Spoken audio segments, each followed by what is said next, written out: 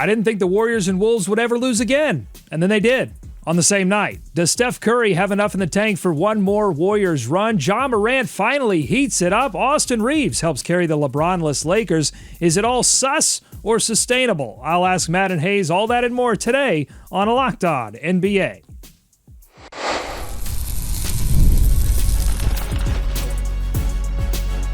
You are Locked On NBA, your daily NBA podcast. Part of the Locked On Podcast Network, your team every day. Welcome to Locked On NBA. Thanks for making us your first listen of the day. We are free. We are available wherever you get your podcast. Part of the Locked On Podcast Network, your team every day. This episode is brought to you by PrizePicks. Download the app today and use code LOCKEDONNBA to get $50 instantly when you play your first $5 lineup. PrizePicks, run your game. I'm Doug Branson, host of Locked On Hornets, and your Shot Clock Sherpa, guiding you through the NBA's biggest stories with the help of Locked On's local experts. And with me, as always, two of Locked On's premier national NBA experts. From the Locked On Nuggets podcast and senior NBA writer for the Action Network, he's the man of 1,000 podcast. It's Matt Moore. Matt, I listened to the show yesterday. I wasn't there. Thank you to you both for covering. And I heard you talk about the Warriors and how they just couldn't lose. And then they did, which made me wonder, Matt, they were playing the Nuggets. Was this a secret way to jinx the Warriors? No, because I literally bet on the Warriors, so that was bad for me. So that would be my answer. Is I literally, if it was some sort of master plan, I paid the price for it. And for the Locked On Bulls podcast, the Prince of Petty, it's Hayes. Hayes, how you doing? Mostly all right. I can't complain too much. My team is actually one of the ones that won yesterday, so there's that.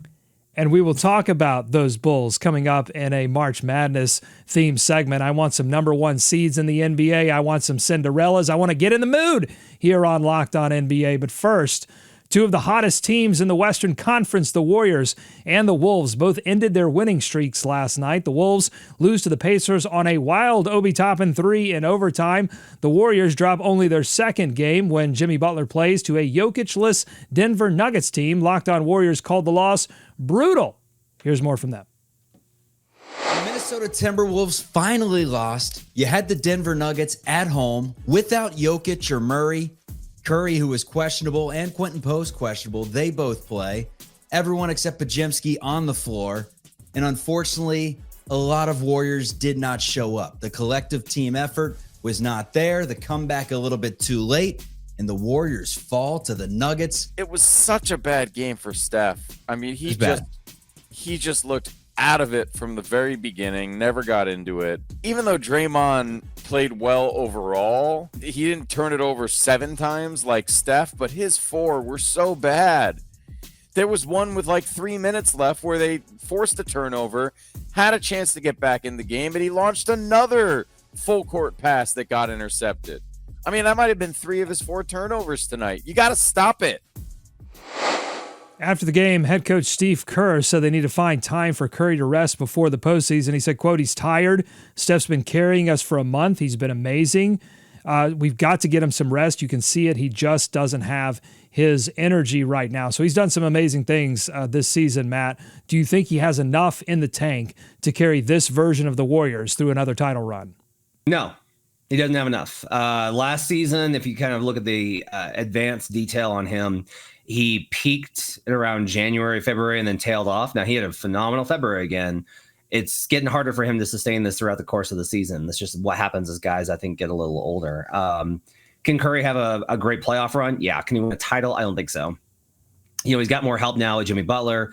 Draymond's still playing really good basketball. Moses Moody has given them incredible stuff. We talked about him yesterday on the show, but I just look at this and I go, I don't think that there's going to be so much of the Warriors formula, Hayes, is Steph magic. And if that stuff isn't there, then they're just kind of a pretty good team. Pretty good offense, pretty good defense, nothing special, pretty good. And pretty good is not enough, I think, to cut it in winning an NBA title this year.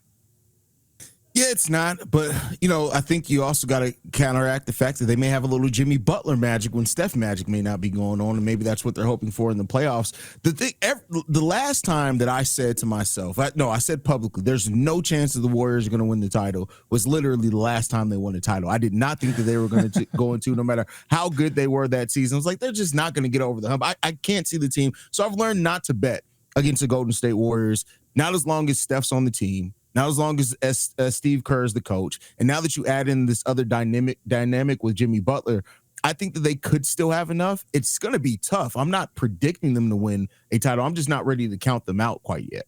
I want to go back to your Jimmy Butler point. So he's averaging a little more than 11 shots per game since joining the Warriors. Playoff Jimmy, the last time we saw him drag the Miami Heat to an NBA Finals, he averaged north of 20 shots per game. Now, obviously, different teams, different situations. But Hayes, which version are we more likely to see in a Warriors postseason? Let's say they do get a 7-game series in the first round. Which version do you think we'll see? Which do you think they need most? I think they need the version that they've gotten so far. Maybe somewhere between the two. I don't think they need him to be Miami Heat Jimmy. You didn't trade for him to be that version of Jimmy Butler. If he needs to be that for a game or so, cool, great. But for a series, no, I don't think you need him to be that level. I think what you're hoping for, especially in the first opening round, is that it's somewhere between like magical Steph and magical Jimmy, that they can play good enough together to where they don't need to kick it into that gear just in the first round. Now, in the second round, that may be different, but I think you want the efficient Jimmy that he's been playing like now, getting to the free throw line, passing the ball pretty well, and playing off Steph good. I think it's about the other guys. I think you're going to need playoff Moses Moody. I think you're going to need playoff Quentin Post. You're going to need playoff Gary Payton II. You're going to need playoff Gui. I don't know. Like whoever the other guys are in that rotation, like that's what you're going to need, because I think Butler can facilitate, but they're still having the kind of issue of it. I think it's going to be hard to create enough shots for Steph and for Steph to produce at the kind of level that we're used to from Steph in order for it to be good enough. I think there's a little bit of a drop for Steph Curry in the playoffs because of how much more attention to detail is paid to screens and rescreen actions. And I do think that there's like this Warriors offense just kind of is a little bit mediocre. They're not one of the best 3-point shooting teams in the league. They take a lot of them and they only shoot a pretty decent percentage. That math game helps them out a little bit, but to me, it's going to have to be about other guys. They need a Jonathan Kuminga mega playoff run if they're going to do anything serious. Would a Celtics Warriors finals finally break Adam Silver into making a change for the 3-point shot? Two teams shooting a ton of threes, not hitting at the rates that we've been accustomed to them hitting. No, because the ratings would probably be good, because the ratings are always great when Steph's around. So as long as Steph's around, the ratings are going to be good, and then the NBA will celebrate most watched since blah blah blah blah blah blah blah. Real quick, Matt, no Jokic for the Nuggets in this one. Westbrook, a little throwback triple-double. Aaron Gordon, 38 points. What's the takeaway from this win? No Jamal Murray, no Christian Brown either. I want to note that Jamal's been playing really good basketball, and Christian's probably been their second best player overall this season. Honestly, my big takeaway is this is March. This is what happens. It's a letdown spot. Teams are tired. Like the Nuggets lose. I wrote about this, a site called the Denver Dig that I run. The Nuggets lost to the Wizards and then beat the Warriors without Steph or without Jokic and Jamal and Christian. Like, this is just how March is in the NBA. Listen to the Squad Show West when it comes out this week, and you'll hear me talking about how we just need to get rid of the month of March entirely in the NBA. Well, certainly the Minnesota Timberwolves hope that their latest loss to the Indiana Pacers without a lot of their best players was a case of the Marches. They were winners of 8 in a row as well. No longer. Here's Ben Beacon, host of Locked On Wolves, after that loss. Lost on Monday night to the Pacers in overtime. A truly heartbreaking loss given the 8-game winning streak. The Wolves came out flat, and it took a bit of a scuffle in the third quarter to get them back into it. Tyrese Halliburton was out, and Nesmith was out, and Pascal Siakam was out for personal reasons. Miles Turner, like all these guys that you would expect to be in there down the stretch that led this team to the conference finals last year were not on the floor, and yet they still outdueled the Wolves. The Pacers deserve a lot of credit. But early in the game, Minnesota just was not ready to go, and we haven't seen a whole lot of that. Obviously, the Wolves have won 8 in a row against mostly inferior competition, and this was a game they should have won.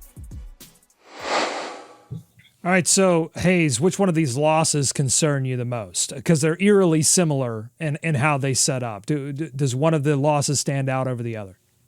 I'd say I'm worried about the Timberwolves loss, just because of the momentum that they've been playing with and how I view that team. I think Matt's even has them as a team that could, upset the Western Conference. Like I'm worried about the Wolves because the way that they lost to the Indiana Pacers in overtime. Yeah, it's an overtime game. They could have still won that game, but I just worry that if the Wolves lose too much momentum, they may not catch it back.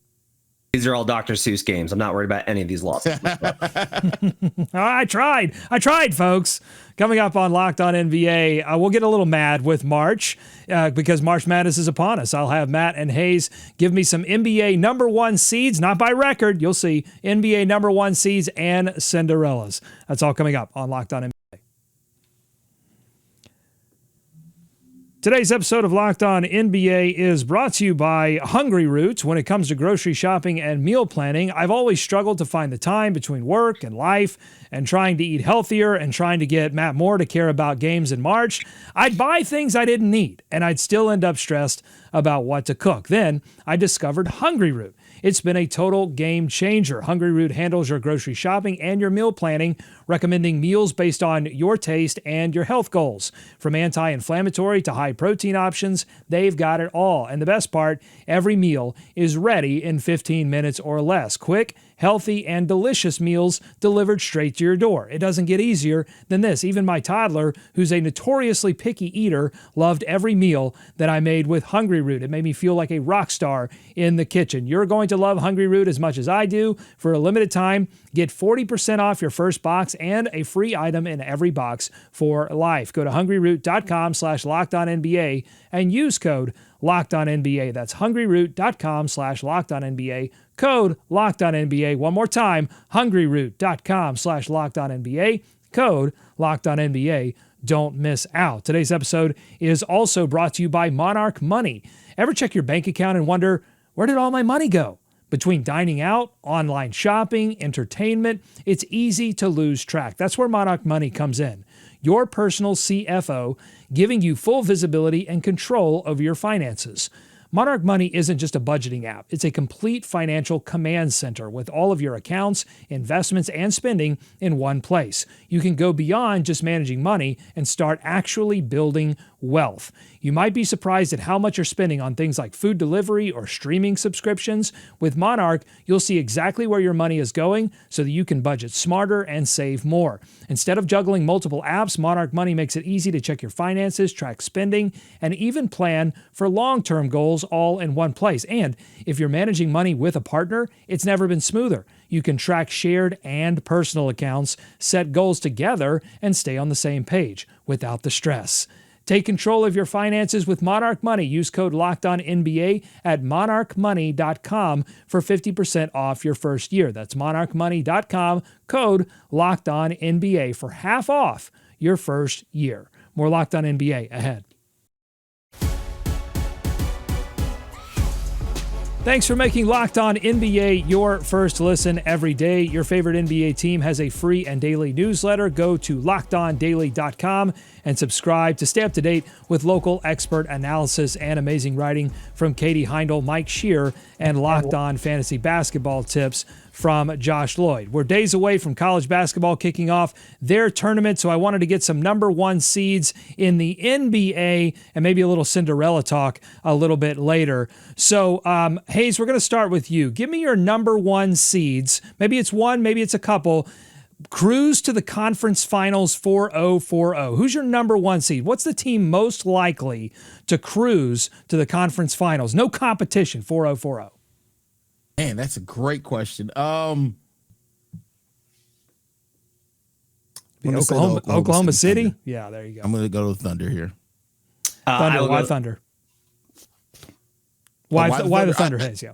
I think they got the MVP and Shai Gilgeous-Alexander on the team and what he's able to do, but also that team's defense. Like that's the thing that puts them over the top for me. What they're able to do offensively, even when their shot isn't falling, and how without 3-point shooting, sometimes their defense is still just so great. That's why I'd pick the Thunder if I had to pick one.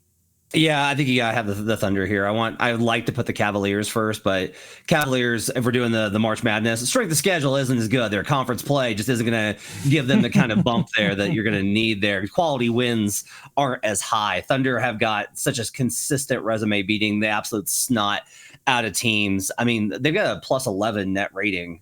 It's ridiculous. Like they're on pace for the best point differential of all time. OKC has to be, I think, the 1 seed.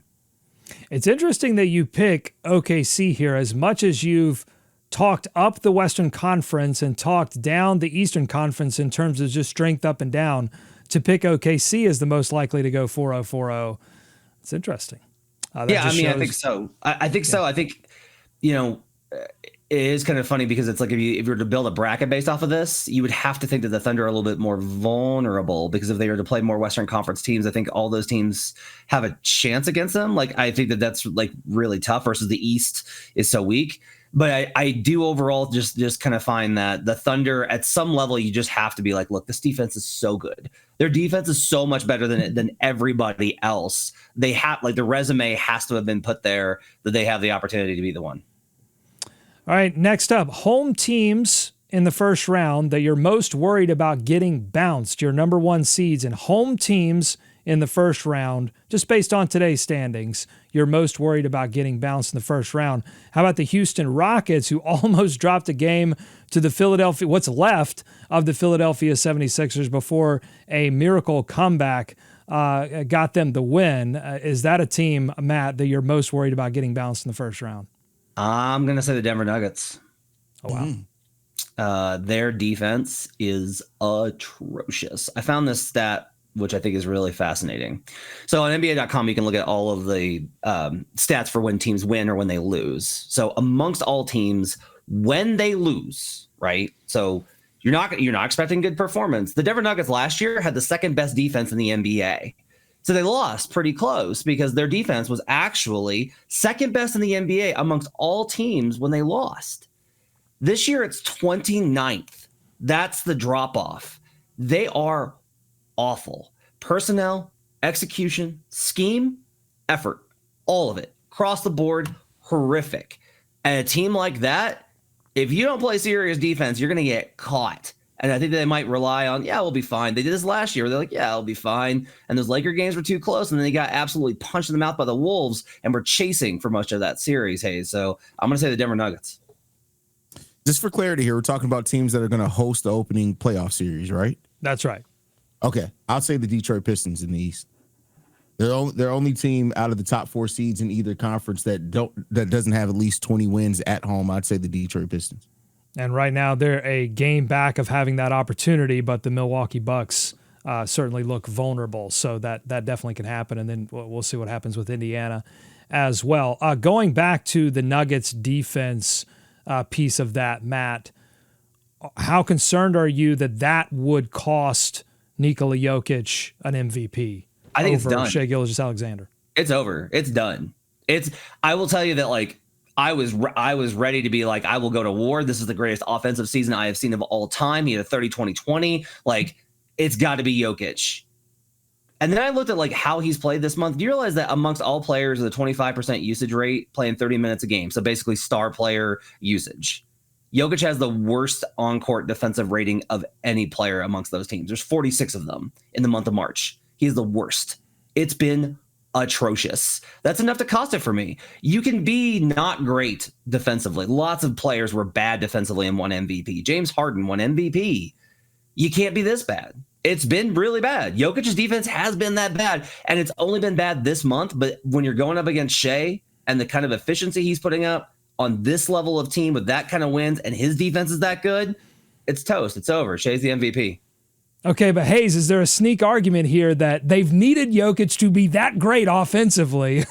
Otherwise, because of the defensive problems, they might not be third in the Western Conference. They might be 10th in the Western Conference. There's always an argument to be made, especially if you're good at making an argument. But I agree with Matt here. Like, Shai's the MVP. Yes, you can make a conversation. Jokic is having an amazing season, one of the best seasons that I think I'm ever going to see in my lifetime, right? But The fact of the matter is that all the other factors that do factor into MVP voting, Shai is winning in most of those. So yeah, Shai is going to be the MVP, but Jokic, I mean, the conversation that we need to have after this and after the MVP is announced is Jokic having the single greatest non-MVP season that did not result in an MVP win, and that's the conversation that we're probably going to have after this. All right, let us know what you think on YouTube, youtube.com/@LockedOnNBA. Let us know in the comments. Let's move from number one seeds to some play-in Cinderellas, teams that could move up through the play-in and give teams some problems in the first round. How about the Bulls? Now owners of the 9th seed in the Eastern Conference, moving on up. Let's hear from Hayes' co-host on Locked On Bulls, Pat the Designer. The fact that they are playing this way, I'm not gonna lie to you. Like it's impossible not to enjoy the fact that the Bulls have a standard that they're sticking to, that they have a standard of play that with Josh Giddey out of the lineup, it does not matter. That's where we're at. This is how we have to play. That Kobe White has found his groove here. There are some concerns, and I think valid concerns that, hey, is this just another Bulls hot month that's going to happen? And maybe it is. But what we're seeing basketball-wise out of the Bulls right now, like I said in the last segment, is the best basketball we've seen out of this team in a long time. And Josh Giddey and Trey Jones, some of the hottest basketball individually in the NBA right now over the last 5 games. Hayes, are you gonna go the homer pick here and pick the Bulls as your play-in Cinderella, or is there another team you have your eye on? No, I think if you're talking about Cinderella right now and taking in the whole context of this season and what it's been for the Chicago Bulls, they trade DeMar DeRozan in the offseason. You trade Zach LaVine, your 2 highest usage rate players over the last 3 years. You've traded both of those guys. You got nothing back as far as like a name that you would really look at on paper and say is going to help this team stay afloat. And through that, Josh Giddey's improved. Kobe White's improved. You got Trey Jones, who's having a Cinderella season himself over the second half of this season. I would say that it has to be the Chicago Bulls. That's not even me being a homer. At least I don't think. That's me just looking at nobody expected this for the Bulls. The Bulls were on pace to win 32 games throughout most of the season, and they still may win slightly over that because it is the Eastern Conference. But the way that this team has played inspired, they had the 9th best defense since the All-Star break, solid enough offense. Nobody would have expected a team with Josh Giddey, Kobe White, Nikola Vucevic on it to be a top 10 defense in the second half of the season. Nobody would have thought that. Billy Donovan's a great coach. We got to start, I don't understand why people talk about him as if he's this terrible coach. Billy Donovan's a great coach. He keeps putting out these amazing defensive performances with the worst roster imaginable. It's like being told, hey, you got a Fruit Loop and a box of Slim Jims, and I need you to make a gourmet meal. And he's like, no problem, got it. I will go, however, I think the Western Conference teams, I think, are all too good for this. That's the 10th best team in the SEC is what you would have to be calling a Cinderella. I'm back in on the Orlando Magic. All it took was 1 win versus the Cavaliers. I'm back in. I just needed to see some signs of life. The Magic still have kind of the pattern, I think, available. They still have the defense. They still have Paolo Banchero. They still have Franz Wagner. I still think that there's the capacity for this team to make noise. They're tough, and I like tough teams in the playoffs. I'll go the Orlando Magic as a potential Cinderella team. The whole Eastern Conference play-in is really interesting. Atlanta, Orlando, Chicago. I don't know what to do with Miami right now, but that whole Eastern Conference play-in gets very, very interesting. And Hayes, of course, I was kidding about the homer pick situation because no one has been more honest about the Chicago Bulls than Hayes on this show. All right, coming up, we talked team hot streaks earlier in the show. Now we're going to talk player hot streaks. Can Ja Morant and Austin Reaves take their hot play over the last 5 games into the postseason?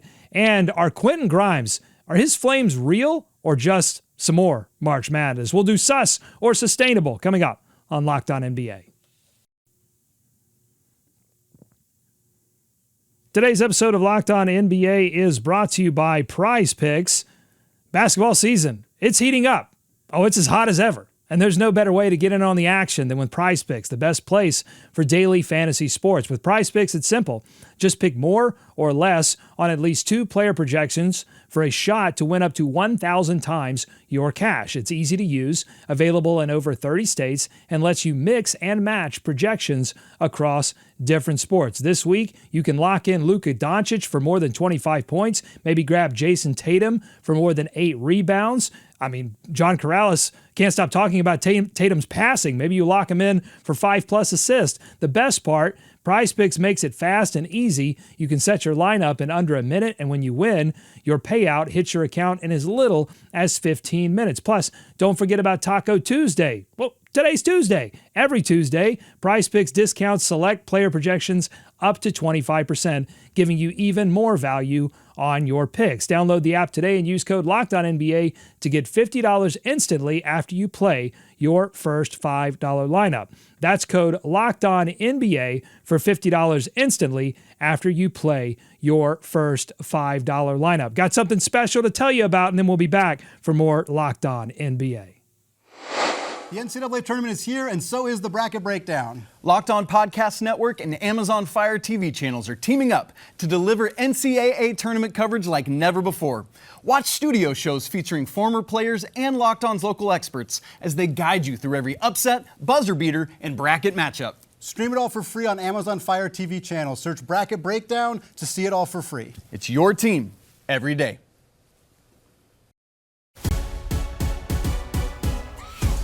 Thanks again for making Locked On NBA your first listen every day. Spring is days away, but it's already heating up for players whose stats are absolutely blooming in the month of March. But is it sustainable? Let's begin with 2 players who have a shot at postseason play. Ja Morant of the Memphis Grizzlies and Austin Reaves of the Los Angeles Lakers. Ja Morant right now, 33 points per game, 8 rebounds and 4 assists, 66 true shooting percentage. Matt, you keep your eye on the Grizzlies. Is this sus or sustainable for Ja Morant, who's been a little bit slow in the uptake this season?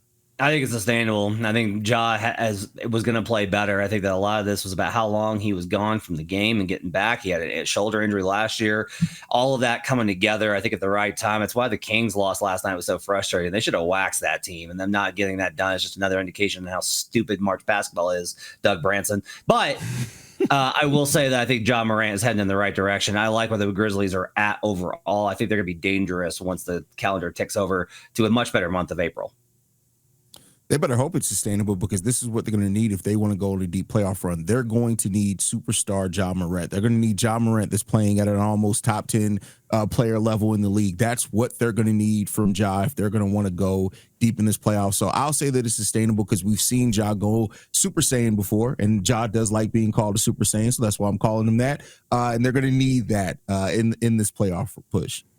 And they may need him to dunk. I know he doesn't want to anymore, but they may need him to dunk a few times. How about Austin Reaves of the Lakers, the LeBron-less Lakers? He's filling in quite nicely over the last 5 games, 28 points per game, 7.6 assists, 7 rebounds, 63% true shooting. Austin Reaves, is this sustainable, Hayes, when LeBron returns, or is this sus?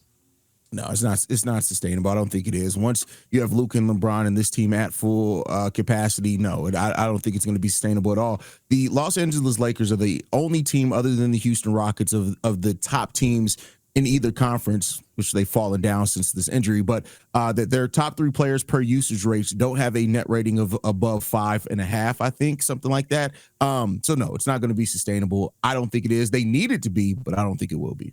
I think this is maybe a little bit more sustainable than we think. I think I'm trying to track like how to figure this out with Reaves, where he was so good 2 years ago, and then last year I was like, whoops, mistake made by putting him top 50 in the NBA rankings that I had. And now this year I'm like, I don't know, man. Like he can score, he can pass.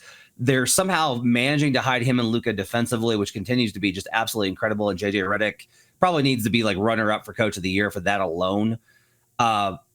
I think Reaves is a big time player. And if teams are going to focus in, I think they're going to need Reaves to do this, because I'm not sure LeBron can give what they're going to want every night, especially with this groin injury. He's going to have to take it easy a little bit coming back in. So there'll be nights when it's LeBron. There's going to be most nights when it's Luka, but there's going to be a couple of games where they're going to need Austin Reaves. But when you have that ability, I mean, somebody made the argument about Reaves being the third best player, third option.